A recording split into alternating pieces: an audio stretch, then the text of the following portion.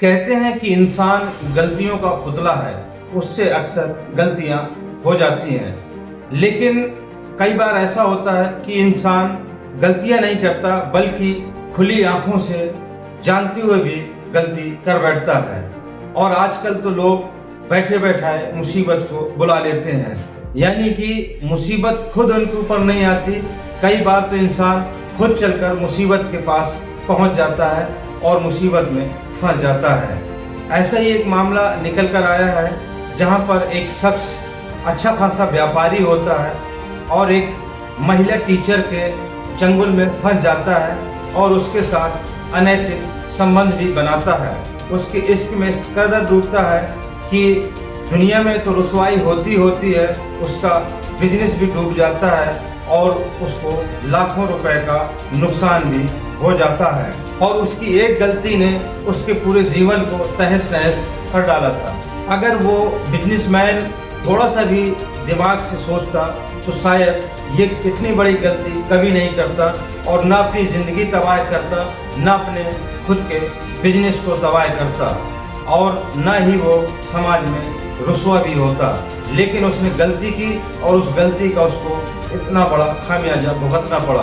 तो क्या है इस बिजनेसमैन और महिला स्कूल टीचर की कहानी, और कैसे इस महिला टीचर ने उस बिजनेसमैन को अपने जाल में फंसाया, कैसे ये बिजनेसमैन उसकी चाल में आ गया और फिर आगे क्या हुआ, कैसे इसका व्यापार लॉस हुआ, कैसे ये उस महिला के चंगुल से बचा, ये सब हम आपको बताएंगे इसी वीडियो में। बस आप वीडियो के अंत तक बने रहें। आदाब, नमस्कार, मैं हूं मुबीन खान। आज की जो सच्ची घटना की कहानी है वो कहानी है बेंगलुरु की। और उसी बेंगलुरु में एक व्यापारी रहते हैं जिनका नाम है सतीश। ये सतीश व्यापारी का जो नाम है ये बदला हुआ नाम है, क्योंकि कुछ यूट्यूब के गाइडलाइन है, इसलिए जो व्यापारी का नाम है यहाँ पर हमने उसको बदल रखा है और आपको सतीश नाम के व्यापारी से तारुफ कराया है। ये शख्स एक बड़ा बिजनेसमैन होता है और इसकी एक बेटी होती है और अपनी बेटी को इनको एडमिशन कराना होता है। तभी ये पश्चिमी बेंगलुरु के एक स्कूल में जाते हैं और वहां पर अपनी बेटी का एडमिशन करा देते हैं। और जब ये एडमिशन वहां करा रहे होते हैं उस स्कूल में, तो वहां पर एक महिला टीचर होती है जिसका नाम होता है श्रीदेवी रुदागी। श्रीदेवी रुदागी की उम्र लगभग 25 साल की है और उसकी नजर जब इस बिजनेसमैन पर पड़ती है तो वो उनके पहनावे से और चाल ढाल से ही समझ लिया था कि ये कोई अच्छे खासे बिजनेसमैन है। तभी वो उस बिजनेसमैन को अपने केबिन पर बुलाती है और उनसे बातचीत करने लगती है और कहती है कि जिनका आप एडमिशन कराने आए हैं, क्या ये आपकी बेटी हैं? वो कहते हैं हाँ, ये मेरी बेटी है। तभी वो मुस्कुराकर कहती है कि लगता नहीं है कि आपकी बेटी है, ऐसा लगता है कि जैसे आप इनके बड़े भाई हों, और बेटी बहुत क्यूट है। जब इतनी तारीफ सुनते हैं वो बिजनेसमैन तो वो भी मुस्कुरा देते हैं, और तारीफ किसको अच्छी नहीं लगती। और ऐसा ही इस शख्स के साथ में भी हुआ, क्योंकि जब इस महिला टीचर ने उनकी बेटी और उसकी जब तारीफ की तो मन ही मन ये भी काफी खुश हुए और दोनों एक दूसरे से बात करने लगते हैं। तभी वो महिला टीचर कहती है कि आपने अच्छा किया जो इस स्कूल में आपने अपनी बेटी का एडमिशन कराया, क्योंकि यहाँ पर बहुत अच्छी पढ़ाई होती है और बच्चों को भी काफी अच्छे से उनकी देख रेख की जाती है। और यहाँ पर तो मैं हूँ, फिलहाल मैं इस बच्ची का पर्सनली ख्याल रखूंगी। तभी वो बिजनेसमैन उनको धन्यवाद देता है और कहता है कि ये तो बहुत अच्छा होगा जो अगर आप मेरी बेटी का पर्सनल ध्यान देंगे। तभी वो कहती हैं कि बिल्कुल आप फिक्र नॉट, आप बिल्कुल भी इसकी फिक्र मत करिए, मैं आपकी बेटी का अच्छे से ख्याल रखूंगी। बस आप मुझे अपना कॉन्टेक्ट नंबर दे दीजिए, कभी कोई जरूरत पड़ी तो मैं आपको इन्फॉर्म करने के लिए आपका नंबर होना मेरे पास जरूरी है। तभी वो बिजनेसमैन अपना कॉन्टेक्ट नंबर उस महिला टीचर को दे देते हैं और वहां से वापस घर आ जाते हैं। कुछ दिन यूं ही चलता है और कुछ दिन के बाद किसी न किसी बहाने से वो महिला टीचर उस बिजनेसमैन को फोन करती है। कभी बेटी की बात करती है, कभी उनके खुद की पर्सनालिटी की बात करती है। और ये सब उस बिजनेसमैन को अच्छा भी लग रहा था, क्योंकि जो महिला टीचर होती है वो 25 साल की उम्र होती है और हसीन और खूबसूरत भी होती है, तो इसीलिए उनको बात करना भी अच्छा लगता है। और कभी कभार वो जब भी फोन में बात करती तो उससे वो बात कर लिया करते थे। लेकिन ये बात सिर्फ यहाँ तक नहीं रुकती है और ये बात धीरे धीरे आगे बढ़ने लगती है। अब पहले कभी कभार फोन आता था, अब अक्सर फोन आने लगता है। लेकिन अब कहीं ना कहीं उस व्यापारी को थोड़ा सा डर सताने लगता है और तभी एक दिन वो बाजार से एक नई सिम खरीदते हैं और उस सिम का नंबर उस महिला टीचर को देते हैं और कहते हैं कि जब भी आप फोन करना तो इस नंबर पर बात करना, और एक सिम उस महिला टीचर को भी दे देते हैं। और इनकी अब फोन पर बातें काफी लंबी होने लगती हैं। अब एक दूसरे से बात करना इन दोनों को काफी अच्छा लगने लगा था और धीरे धीरे इन दोनों की दोस्ती भी बढ़ने लगी थी। और ये सिलसिला चल ही रहा था कि अब कभी कभार ये लोग डेट पर भी जाने लगे थे, कभी रेस्टोरेंट पर जाते खाना खाते, कभी शॉपिंग मॉल पर जाते तो शॉपिंग वगैरह करते। धीरे धीरे इन दोनों के बीच में नजदीकियां बढ़ रही थी और ये नजदीकियां बढ़ते बढ़ते काफी हद तक बढ़ चुकी थी।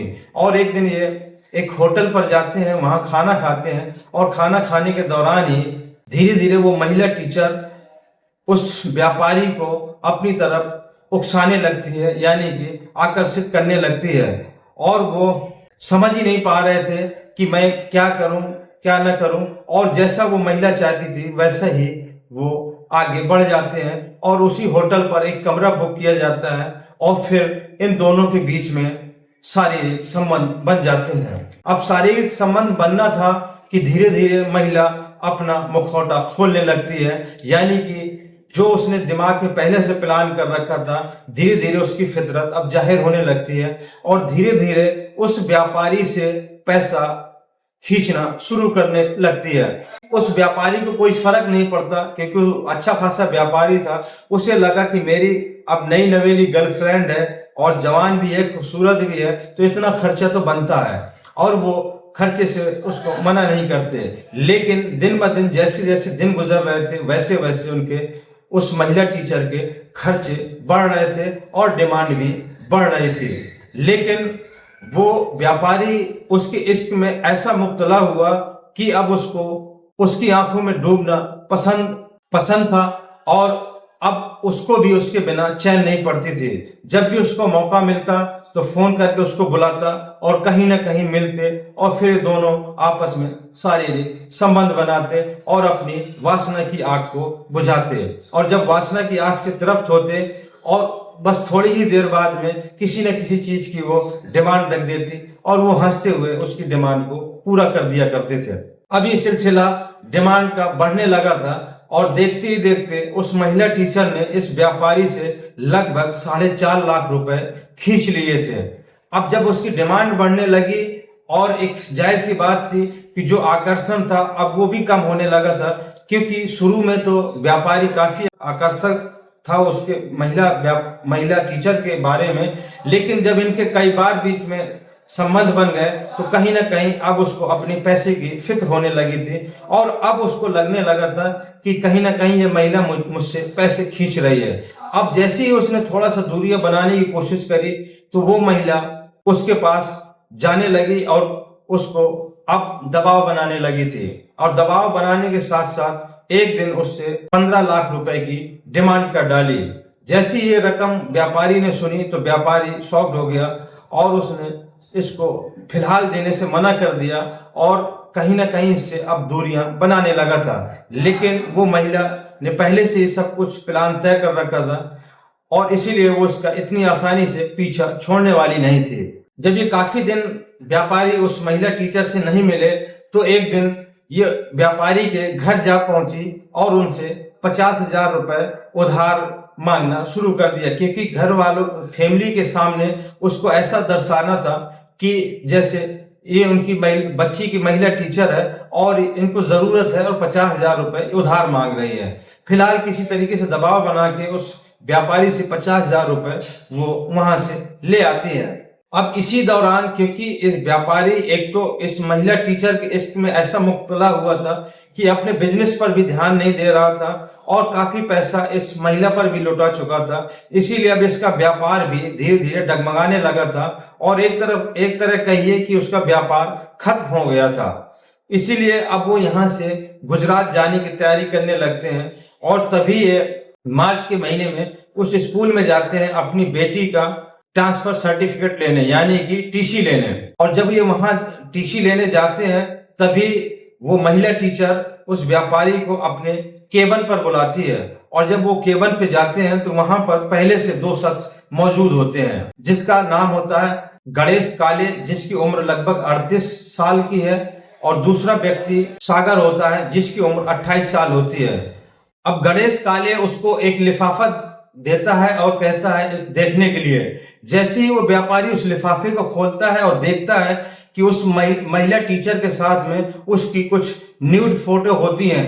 जब ये लोग संबंध बनाया करते थे तो उस महिला ने हिडन कैमरे से वो तस्वीरें कैद कर रखी थी, और वही तस्वीरें इस व्यापारी को दिखाकर अब इससे कहते हैं कि अगर तुम्हें अपने आप को बचाना है तो हमें 20 लाख रुपए दे दो, नहीं तो ये तस्वीरें तुम्हारी पत्नी और तुम्हारे परिवार वालों को भेज देंगे, जिससे तुम्हारा शादीशुदा जीवन भी बर्बाद हो जाएगा और समाज में भी तुम किसी को मुंह दिखाने के लायक नहीं बचोगे। तभी वो व्यापारी उन लोगों को काफी समझाने की कोशिश करता है और उनको कहता है कि दरअसल मेरा बिजनेस पूरी तरीके से फ्लॉप हो चुका है, मैं रोड पर आ गया हूँ, इसीलिए मैं अब गुजरात जा रहा हूँ, वहां पर रहकर कुछ काम करूंगा। लेकिन वो कहते हैं कि नहीं, इससे बात नहीं बनेगी और तुम्हें पैसा देना पड़ेगा।